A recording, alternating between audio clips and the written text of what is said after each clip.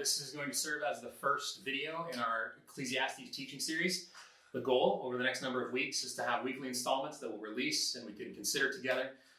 We've tried a number of different ways. I think for now it seems like the best thing that's going to work out is for me to record these like this. The quality's better, audio's better. We can make sure nothing goes wrong. Now, what we're losing is a little bit of the interaction. And so what I want to invite you to, however you're tuning into this, if it's the week of, the night of when you release it, or afterward, if you see a little chat thing around on the page, or if there's a place to ask a question, please do so. You can email. I would love to hear from week to week the things that you're wrestling with, things you're considering. And if there are questions, let me know. If we haven't met, my name's Lance, and I'm trying, like you, to make my way through this pandemic. And I thought that we would attempt to study a little book in the Old Testament called Ecclesiastes that is worthwhile. It's one of my favorite books in the whole Bible. Now, before we jump in, another thing that I thought might work, I feel very impersonal. If I'm honest with you, teaching to a camera, not my thing. I would love to see you. I'd love to interact with you, that kind of stuff. And one thing you'd do if you were here at my office is maybe we would have conversations about past and who we are and that sort of thing. And I find it super important to me, something I think is good. I keep personal things in an office, not just personal things, but something that's meaningful, things that bring you back to somewhere, cause you to have maybe creativity, mainly joyful things, honestly, is the goal. And so I thought maybe each week I could grab something that I keep around and explain it as you see it. First one, ready? First one, cricket bat. So this is a cricket bat. If you've never seen a cricket bat, it's pretty hefty. I mean, you could do some damage with this thing. Let me tell you the story behind the cricket bat. 2007, it says it right on there. So 2007, I helped to organize and led a team of, I think, like 30 of us or something, or close to that, on a trip. I love world missions. I love what it does to open my mind and my heart. I love taking the gospel to places. And so we went to Trinidad and Tobago, and we were going to do all kinds of stuff, construction things. We were going to serve at different ministries that were already there. We did a VBS for kids in this area. There's a village up on the coast. And one of the things that we did is we brought sporting equipment, a huge tub. And what that thing was filled with? Soccer balls. Because we figured that, North Dakota, soccer's not huge, but we thought football, as the world sports, will bring soccer. We get there and we find out is that cricket is what all the kids want to talk about. Every what we thought was a soccer field had one of those, looks like a landing strip of concrete down the middle of it. A cricket pitch was everywhere we were. So I learned a lot about cricket in those couple of weeks. We did end up playing soccer with them, but I was surprised to learn, former British colony, cricket had been introduced in the Caribbean long ago, and they loved it. So on one of the last days, we were at a place where there was markets, and I found a sports store. I thought, I'm going to buy a cricket bat. I've never seen these in a store. I'm going to get one. So they were all like 150 or 200 bucks. Nice stuff. This was a nice store. And I was a little discouraged. I didn't want to spend that much on it. So I talked to the shop owner for a little while and told him what I was about. And he said, I've got some in the back. They were ones that we made that are more or less as a kind of a souvenir or a memorial of a tournament that we just held. They just held this ICC Cricket World Cup for the West Indies in 2007. He said, it's already over, so we can't sell them because everybody thinks it's old news, but maybe one of these would work. And not only did it work, I thought, this is way better. It's got cool artwork on it. It says West Indies, and I got it for like $15 or $20. And so I bought this, and ever since, I've had it in either home office or office where I work at church. And it reminds me of past, makes me a little happier when I see it. Plus, it's a good conversation piece because I have a random cricket bat. So there we go. There's bat number one. We ready to dive into Ecclesiastes? That's the goal. A couple things. I want to give you an outline of what I believe would be some good ground rules or some good foundational knowledge if you've never studied Ecclesiastes, if you've never considered this particular book. So this is more or less an introduction, and then we'll consider some of the themes of the first 11 verses, and then the next video we'll dive in and do more of a verse-by-verse sort of consideration of what the book has to say. So a couple things to keep in mind first, and maybe we'll start right at the basics. Ecclesiastes is an Old Testament book. So if you're looking for it, if you have a Bible in front of you and you're curious, it's going to be right about in the middle. It's the book that just follows Proverbs in the Old Testament. Now there's a few reasons that it follows Proverbs.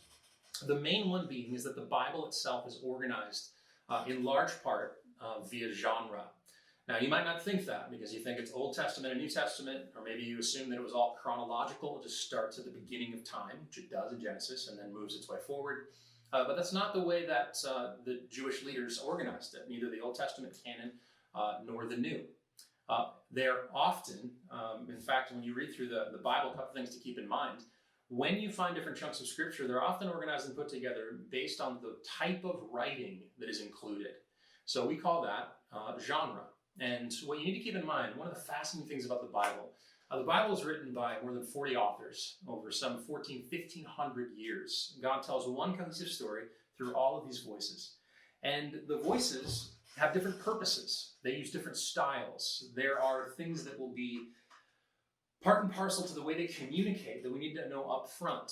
So if you're unfamiliar with the Bible, many people, in fact, they read Scripture and they think it must be just a rule book. In other words, it's a list. Everything's 10 Commandments, which is wrong. And it's actually difficult to understand the Bible that way because so often people, characters in the Bible, do horrible things. And so you find people critiquing or making comments like, well, how can you trust the Bible because it tells you to X, Y, Z? And most of the time, that is not true at all. There are stories of God's people doing things that are terrible, but in the grand scope of the story, they're judged. This is the reality of a world where we need to be rescued from these things. So that might be narrative. It tells the unvarnished, straight truth about humanity. There are songbooks in Scripture. There are books like Proverbs that seem a little bit more rule-oriented. There are books of law that, of course, list out here's what God commanded. The Gospels, the epistles in the New Testament are organized according to the purpose for which they were written. In this case, Ecclesiastes falls under a bigger category we call wisdom literature. And that's not just because the author of Ecclesiastes, King Solomon, was the wisest man to ever live on the earth. God said so. It's not an opinion. But also because of the way that it's written. Wisdom literature in Scripture serves as a contemplation of principles. So what you're going to find is that there's almost a poetic element to things like wisdom literature. There are times when it uses hyperbole. It's going to use a lot of imagery. If you're a take it literally kind of person, wisdom literature can be difficult for you because there will be times when it says always, forever, constant, every time. It uses hyperbole to push the edges, to highlight principles and bring them into conflict with other truths. And Ecclesiastes will be no different.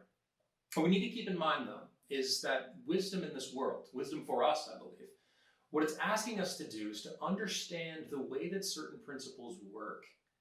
The idea that there is tension and there is a pattern to this world. There are generalities that make sense. And unless you can understand them and consider them and see them, now he needs to color in full stark reds to train our eye to see red when it shows up in the fabrics of the world.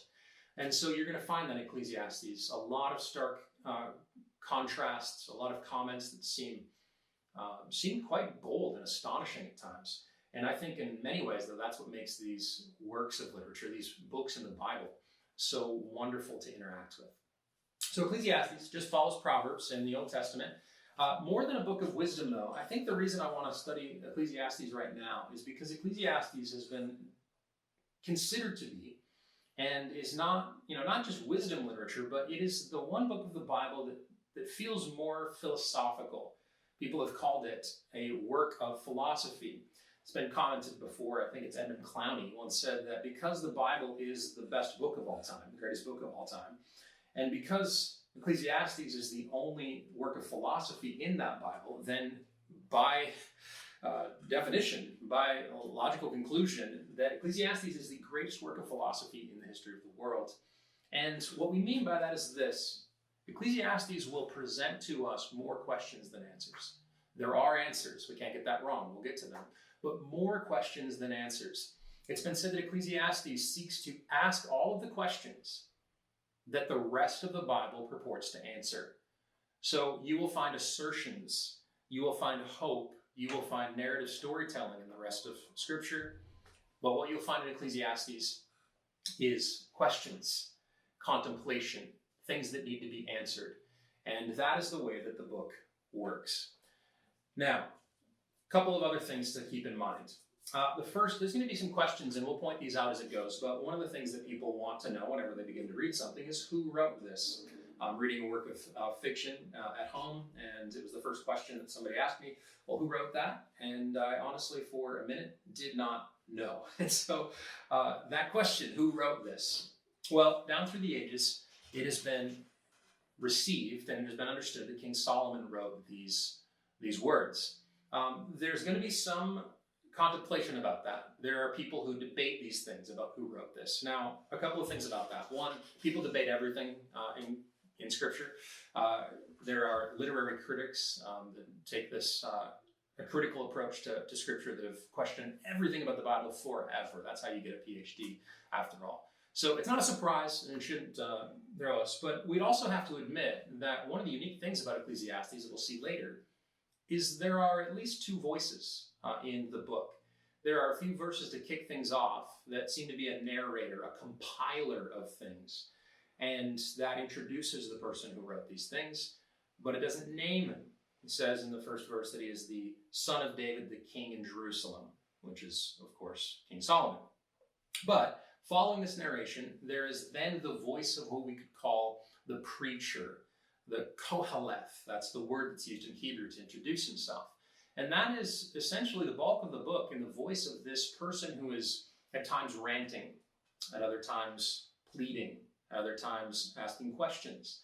So it goes from narrator to preacher, Koheleth, this ranter person who's I think that Eugene Peterson in his translation, The Message, which probably shouldn't be taken for your phrase-by-phrase study of Scripture, but it's fantastic to open your imagination and think with words.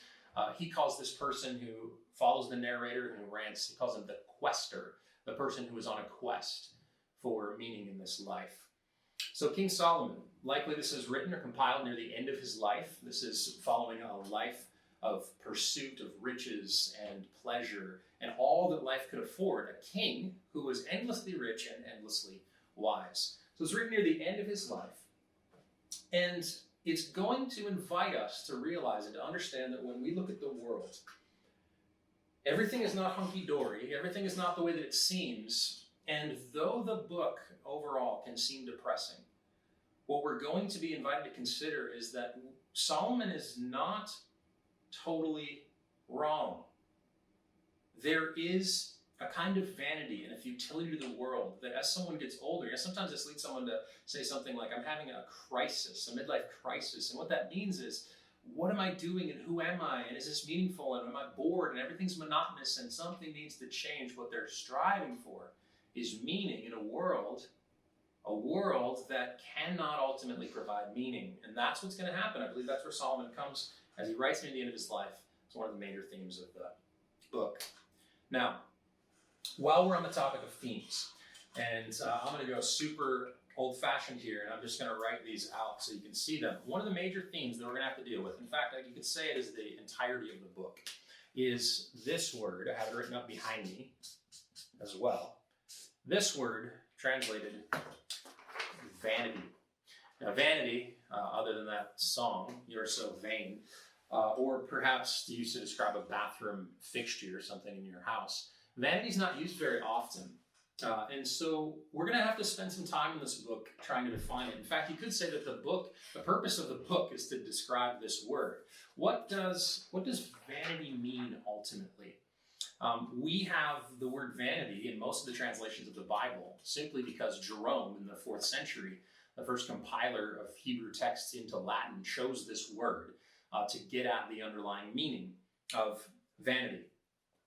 I would say, though, that what we don't want to do is to assign one particular meaning to vanity and then try to paint that through the entirety of the book. What people who have studied this word say, and most of the times when you translate words from one language to another, you need to keep this in mind. Vanity is going to serve more like a metaphor in this book. It's the same word used, but it has variants of meaning. Vanity is not only found in Ecclesiastes, though it's found dozens and dozens and dozens and dozens of times in this book. In fact, you'll see the book opens almost as the mantra that defines its work with vanity of vanities. But vanity, this metaphor, is used throughout Scripture. You find it in Isaiah 57. You find it in Proverbs often. Psalm 39 has vanity in it.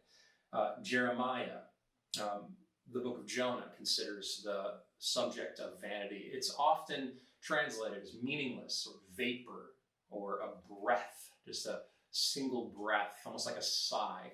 It has connotations of futility, of something being inconsequential, of seeming to have substance but ultimately being empty.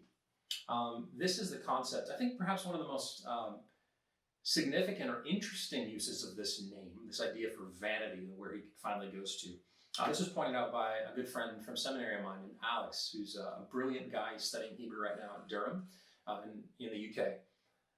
The word that is underlying in Hebrew for vanity, used all the way through Ecclesiastes, is the same word. It is the name of Adam and Eve's son, Abel. And I think that even tells us something about the meaning of the word vanity. This idea of a life cut short, a life that was senselessly lost, a life that itself was subject to the evils of this world. And this idea of vanity in the name of a person, in a list of meanings of words, is going to help us understand, and really the purpose of reading Ecclesiastes is to understand, what does vanity mean? And how should we think about it in reference to our lives? So vanity is one meaning that we're going to consider. Another phrase, and this is going to be impacted as well. This is going to be something we have to consider as well. Under the sun. And I could even draw like a little sun here so you can see it. See this artwork? Isn't this huge? So under the sun is going to be used often in this work. And I think this is important to keep in mind, because what is happening in Ecclesiastes is a description of human life, human effort on earth. Human life, human effort on earth. And that is going to be a key, I believe, to understanding this book, because the Bible is ultimately spiritually minded. It's heavenly minded. Much of Scripture is going to invite us to look not down, but up, to look not inward, but outward, to consider God and not ourselves.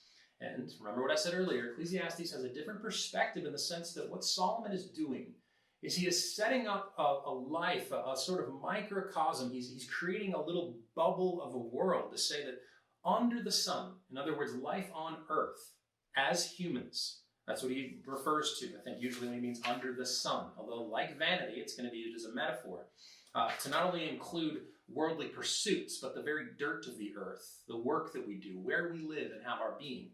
This concept, under the sun, Ecclesiastes invites us to consider human existence, human pursuits, human knowledge on this earth as though it was all we had. So, if the rest of the Bible invites us to look not down, but up, Ecclesiastes says, look down and consider life under the sun. This will be important. Now, he says in the first few verses of Ecclesiastes chapter 1, one of the things that's going to be significant and needs to be dealt with about life under the sun is the repetition of it.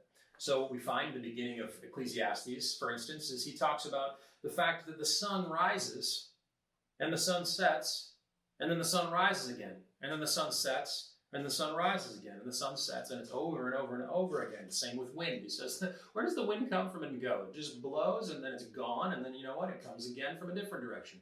Constant movement, a cycle of monotony and repetition around the earth. That is what life under the sun is like. Streams, he says, keep flowing. Where do they go? Where do they come from? Because I follow a stream, I get to the ocean, it's not full, it never overflows. It's just an endless cycle of things. If you've ever one time in your life looked around and felt like things were monotonous and it felt like just another day, then you actually maybe have tapped into more wisdom than you think. That's what Solomon is going to say. So far we've had two themes we're considering this. We got vanity and we got under the sun. I want to mention a couple more, and then this introduction to the book of Ecclesiastes video is going to be donezo, and we'll move on to a more careful description or study of the actual text. The next word that we want to consider in a human context is another word that the Bible offers to us that we don't use very often, toil. Toil is more or less equivalent to the idea of work, but more. It has a kind of a negative aspect of work built in. Toil is a word that we're going to have to build the definition of as we read the book of Ecclesiastes. It includes the idea of work, but also all human effort, even our thought, the way we spend our days, all of the activity that takes place under the sun is wrapped up in this concept of toil. And this is going to come up often, so we need to consider this concept. Now, we might ask finally and ultimately that what Ecclesiastes is about here under the sun in this little bubble is ultimately about this word, meaning. Now, what we mean, see how I said what we mean? By meaning is a description or a firm belief or a settled conviction that we know who we are. We know why we exist, where things are going, how they're put together. To understand the world is something that humans endeavor to do. And I think Ecclesiastes is going to hint at, and what we all need to admit up front, is that meaning for human beings is not merely a fun hobby. To have no meaning, to feel hopeless, to not understand where things are going or how they're put together is not something to be ignored. And if you've lived your whole life basically entertaining yourself or just wasting away the days because you don't know, you haven't been able to consider, or it bothers you to not know the meaning of life, Solomon's going to touch on that. He's going to say, no, human beings at their core, the way that we're different than all of creation is that we spend our entire lives seeking meaning. We're furious when meaning is pulled away from us. We fight for position. We prop ourselves up. We seek for reasons for things. Again, my friend Alex, in describing this, and I thought it was helpful. My guess is he probably stole it as well. I don't remember. But he describes meaning as having three aspects, and these are helpful, so I'll just write them here off to the side. One of them would be coherence. In other words, he says, I don't know if you can even read that, I spelled it badly, but he says that coherence is the idea that things make sense. Humans want to look at the world and say, but why? And then they need an answer so that it follows. Logic, understanding is part of the meaning of life. Also, in addition to coherence, we have this concept of purpose. So, purpose, the idea of purpose in life. Not just that things make sense, but that they're going somewhere. So they fit together, and then ultimately they have a kind of greater meaning. What was the purpose in that? If you feel as though your life is purposeless, you will have a difficult time here under the sun. And that is what Ecclesiastes is ultimately going to say. Is there purpose? Is there a point? I would say that more than that, though. And a third thing, and I'll just write it on a different side here, is significance. So, let me say what I mean. It could make sense for you to build a widget. Let's say someone said, well, what is this widget? And I said, well, what this widget does is it digs a hole. And you put it together like this. There's a handle for leverage. There's a metal piece that's a little bit sharp so that it doesn't break. See, I can explain that to someone and they say, like, all right, well, that makes sense. That's coherence. It makes sense. And then you say, well, when you put this widget together, again, what does it do? And you say, well, you see, it's designed perfectly in order to dig holes. It dig holes. This is it. It dig holes. And you could say, well, okay, I see the purpose of that widget. But if ultimately all you're doing is digging holes, and then someone says, actually the widget's designed with a little bit of a bowl shape so that you could take dirt and you could just fill it back in again. You just fill it back in again. Now, someone who does that their whole life digs holes. They may say, I know what I'm doing and it makes sense and I see the purpose here, but it's not significant. I want to do something that matters. I want to do something that matters. What does my life mean? What purpose does my life have? So significance is the personal, individual element that your life will be remembered, that it's going to matter. And that question humans have at the soul of their being. They want to belong. They want to make an impact. They want to have what they did give results in the world, to produce fruit. And so this ultimately is the question of Ecclesiastes. Is there meaning under the sun? Is there a purpose to any of this? How do we answer that question? How should we answer that question? This is Ecclesiastes' gift to the world. It forces us. You're reading through Scripture, you're finding so many answers, and I hope you do, so much hope, but you're reading through, and then smack dab in the middle, we find a book that doesn't pull any punches, that asks all of the hardest questions. It is the boldness of the book to say, does that really matter? I mean, let's get a grip here. You're just going to die like everyone else died. No one will remember your name. Everything just happens. There's no reason to things. Ecclesiastes gives voice to an experience in this world, in a fallen world. Ecclesiastes gives voice, and rather than hiding them or hushing them, the beauty of Scripture is that it pulls them to the surface so that when we receive the gifts of God, they fill a void that has been so evident, so obvious, that we can do nothing but rejoice. Now, this idea of having joy in Ecclesiastes, I think, is ultimately what we need to figure out. I'm going to try to make the case over the course of weeks that Ecclesiastes is a joyful book. Now, you might say, that sounds insane. The whole thing is a pointless midlife crisis, and it tells us that everything's pointless. What do you mean there's joy? And I want to point to a couple of things I think that may help us. Martin Luther wrote an introduction to Ecclesiastes, and as usual, Luther is amazing in the way that he writes. But here's what he says. He says that the idea of having contempt for the world needs to be corrected. It shouldn't lead us to despair, but it's in the Bible, it leads us to joy. He says the proper contempt of the world is not that of the man who lives in solitude away from human society, nor is the proper contempt of gold that of the man who throws it away or who abstains from money altogether, as the Franciscans do. He says, but instead it is that of a man who lives his life in the midst of these things, who can live his life in the midst of gold and in the midst of people and generations, who can live in life in the midst of these things and yet is not carried away by his affection for them. He said that is the first thing that should be considered by those who are about to read Solomon, that it is about our affections. It's about ultimately releasing and finding purpose and meaning outside of this life under the sun. And that is the only way to find joy. So Ecclesiastes is a book of joy. He goes on and he describes this. He describes the human experience as wanting. I think that you could find elements of Ecclesiastes. What Solomon is after is what C.S. Lewis would later come to describe as the key factor in his conversion, that he desired joy, real substance, real coherence, real meaning, real purpose. He wanted joy, and he couldn't find it anywhere in the world, but yet he knew he seemed designed for it. The fact that the human heart longs for these things, and that we are in a world that seems so reticent to give it, perhaps impossible to find it here, that leads it. Once more, Luther on Ecclesiastes. He said, if God were to give me the eloquence of Cicero, the power of Caesar, or the wisdom of Solomon, I would still not be satisfied. Interesting. We're always looking for something that is lacking. We despise what is present. This is going to be the key. We despise what is present. When a man does not have a wife, he looks for one. When he has one, he becomes bored with her. We are just like quicksilver, which never remains still. Such is the inconstancy of the human heart, which does not deserve to enjoy a single blessing of God.